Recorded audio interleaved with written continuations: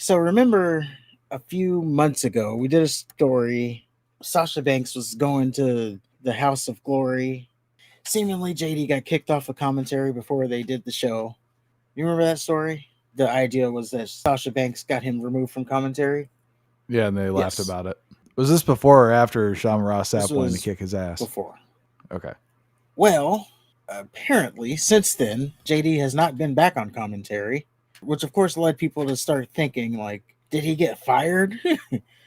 So he finally addressed the situation and brought some light to it after months and months of silence. And he addresses that part of being silent. That's a long ass tweet, so sorry in advance. But the initial thing was some guy or girl, I don't know. They tweeted JD from New York and they said, LOOL, why are you not commentating at House of Glory tonight? LOOL, I'm here, but I know why. You just won't tell the public. So that was the tweet that broke his silence, essentially. And he says, it's been a busy last 24 hours, and I'm just seeing this now. And I will address this one and only time because honestly, I've gotten more and more questions about it every month. The more I stay silent, and quite honestly, it makes me fucking angry when I see comments like this post. Nobody knows shit. Everybody thinks they know, but they don't know because none of you have been in communication with the incredible small circle of people who legitimately run the promotion. Nobody from House of Glory has ever told me that I am no longer with the company. Nobody has fired me or has told me I am no longer a part of the team. I've been in several conversations with the amazing Red and Brian XL one on one. Both I have tremendous amounts of respect for. They are family to me. I have asked Brian XL as of recently when I can come back and have been giving no answers but to sit back for a little bit. What does that even like if you keep hearing that? I've been given no answer, but sit out for a little bit or Yeah, I'm let me saying talk like to if you Red. keep hearing that, like how many times do you have to hear that? Hey, you think I can try this week? You know, you keep telling me I'm gonna get to try out this new position this week. Oh well, you sit this one out and we'll try it in a little bit. And you hear that for like months. He just said recently. The way he's saying it, I'm not taking it like he's calling him every day. Yeah, but this has been going on for months. So maybe that was the first time they've told him something like that. Well, let's keep going and then maybe he answers that. I have not been clued in on those conversations or if they took place. It's frustrating to be told one thing and that one thing doesn't happen. I've spoken to Charles Manson, or I'm sorry, Mason. I was like, that's interesting. Someone else I have immense amounts of respect for, as I have seen him grow into the performer he is today, and he's never insinuated I was fired. Ever have I only been told that if I was gone, an official announcement would have been made via their platforms. It's been 7 months. So 7 months he's been out. And honestly, it's been long enough. I miss it. I crave it. And honestly, I don't feel the same being away. I've been doing it for 7 years and have been giving them the best version of myself of every show I was a part of. And I am a better man now than I was when I started. Everyone seems to think they have the answer. You don't know. I have a good reason why, but it's absolutely nothing that should keep me sidelined for 7 months or longer. I love House of Glory. I love professional wrestling. And the people that run the company have had my back for all the years I've been there. I think they would show me the same respect and let me know one way or another. Yet everyone seems to think they know them or me or the situation. We'll be heading into the holidays and in 2026 soon enough. I'd like to start the year out better than this year started and not bring in the same uncertainty to a new year. See, this is what I was talking about.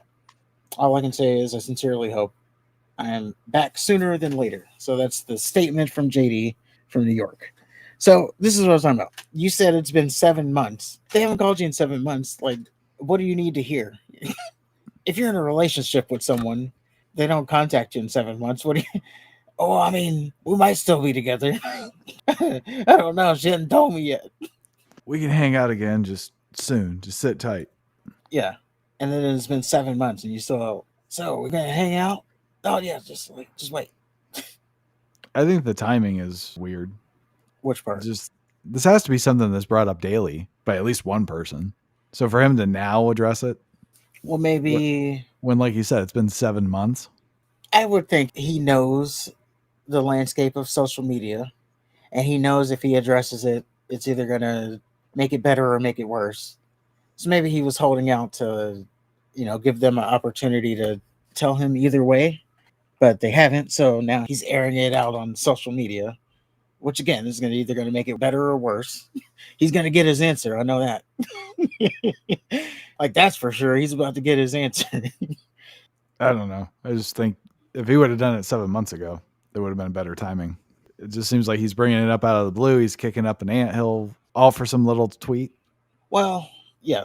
Why It wasn't even a tweet. 7 It was a months? comment, wasn't it? So someone left a comment on one of his tweets. Someone was trolling him, and yeah, he took the bait. He did this long ass fucking Twitter post that he probably had to draft and edit and rewrite. Yeah, he had to word it. He had to suck off the promotion. I love you guys. Because he could have just said nothing, and nothing would have changed. Well, that's what I'm saying. He's been quiet for 7 months.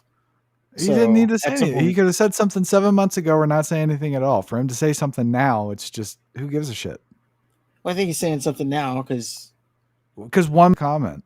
If we go to all his Twitter posts, I bet there's at least one motherfucker bringing it up.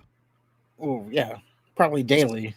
But I will say, ultimately, though, again, I don't know the exact situation, but what I do know, every week and really every chance he gets, he shits on AEW. I know that. I know Mercedes went to his promotion, House of Glory, and there's been other talent. We didn't talk about it, but there was that tweet from Ricochet that said, "Hey, House of Glory, when I come to your show, can you remove that clown JD as well?" So Ricochet put that out. And what I'm getting at is House of Glory has been working a lot with AEW talent. So you got this guy who is shitting on the AEW show every chance he gets. It could be possible that maybe they don't want him associated with the promotion while they're working with him. Like, we'll work with you, but we don't want this guy who shits on us every chance he gets, calling our matches and shit. And then if you're House of Glory, it's the second biggest promotion in America, of course we're going to take him over you. But yeah, it's like, what did you expect was going to happen when you choose that to be your path? You can't talk shit about certain people or a company and then expect to do business with that company or those people. Yeah, you talk shit on them every chance you get. You can't be surprised if they don't want to work with you. Like, people shit on the reaction streamers, but then they're the ones who get all the opportunities. Why? Because maybe the company wants people who are putting over the show to be featured on the show. Is that crazy that they want people who are gassing up their product to be featured over people who are shitting on the product every chance they get? It's okay, whichever path you want to take. If you want to take the shitting route, the honest route, that's okay. But you can't be upset that the people who are taking the dick sucking route is getting all their opportunities. Like, we're both playing the game. They're just playing a different game than you, and they're winning. So you can't be upset at that.